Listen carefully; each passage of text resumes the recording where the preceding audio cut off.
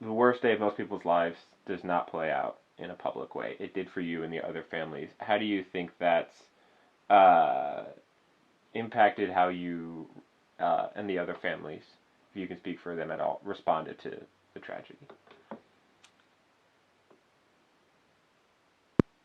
I think it's interesting because everybody thoughtfully responds in different ways. We're all very different people. For me, I knew that the world would be curious. How does something like that happen? How should we respond? How did the Lewis family respond? Mm-hmm. And so I talked about it from the very beginning, and mostly because I wanted it to be from my voice. And for me, I think it was helpful because that engaged the world in the Choose Love movement, and the love and support that I received from being vulnerable with my experience has been incredible, and it's been healing for me. What set me along the path to the Choose Love movement is Jesse's chalkboard message of nurturing, healing, love. Phonetically spelled because he was in first grade and just learning to write, but I saw that and I knew that if the young man, the former student who had probably sat in that classroom himself, if he had been able or had learned the essential life skills to enable him to process the hurt and pain that he suffered, that the tragedy would never have happened. If he had been able to love himself, in other words, the tragedy would never have happened. And it was so simple. And it was through Jesse's chalkboard message, nurturing, healing, love. Wow, there's the solution. There was so much pressure for me to join already going movements and organizations, people telling me we need your voice and your energy. But those organizations hadn't helped my son. And so I wanted to do something different that I believed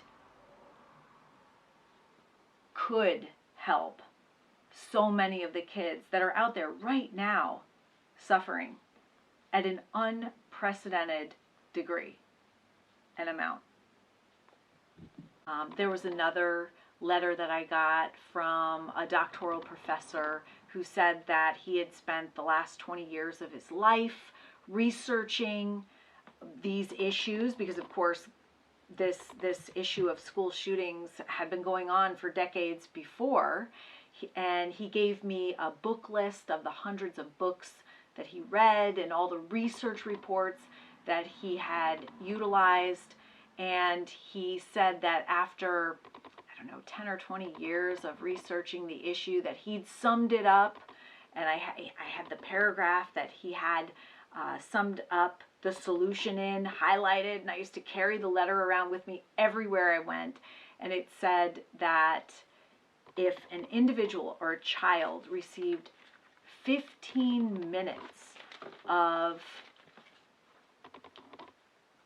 a caring adult being present with them, really present in the moment and really caring about that child, and that child felt it, that child would be okay. I loved that because I think that I've come to the same conclusion. It was very early on, and I have 3 brothers, and they all came to my mom's house, and this is where we kind of congregated, and there were hushed whispers about looking at something, and of course when somebody does that, you want to know what it is. And so it was unbelievable to me that someone could be denying reality, and it was my reality. I mean, people ask me to this day why, and I have no idea. You can't make sense out of nonsense. That's what one of my therapists told me over and over and over again. You cannot make sense out of nonsense. And so I don't even try to figure out why. But it was very early on that I realized there was this alternate reality that was going on other than what was real and the truth. I think that every year coming up to the anniversary is a little bit more difficult for me. It's a very emotional time. And, coming up to the 10-year anniversary, it's still hard for me to believe that it's been 10 years, because in some aspects it seems like it's just happened yesterday. And in others, it does seem like a lot of time has passed. I think the hesitancy was they had spent a lot of money on a program that had, quote, never gotten out of the box, end quote. And I think that they were going back to something that hadn't worked, and I'm not sure how well it's working now. And I know that there are programs, including the Choose Love program that's free, that prioritize trauma, little t and big T trauma. And I think we need that now, especially after COVID.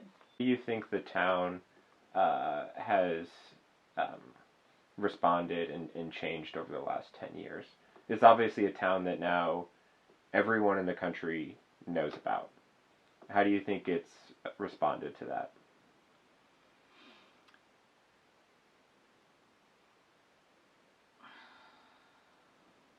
I think the town has done the best that it can with the skills and tools it had and what it knew. I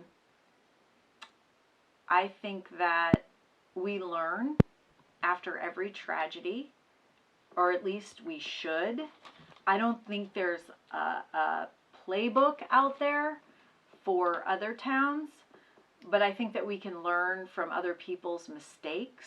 And I think that it really needs to be our children, especially the students in the school, that are the priority. And I think if it was, we wouldn't be having these things in the first place. So I think that if we can learn from what happened in other areas, I think that needs to be the model that's in place. It's our children first.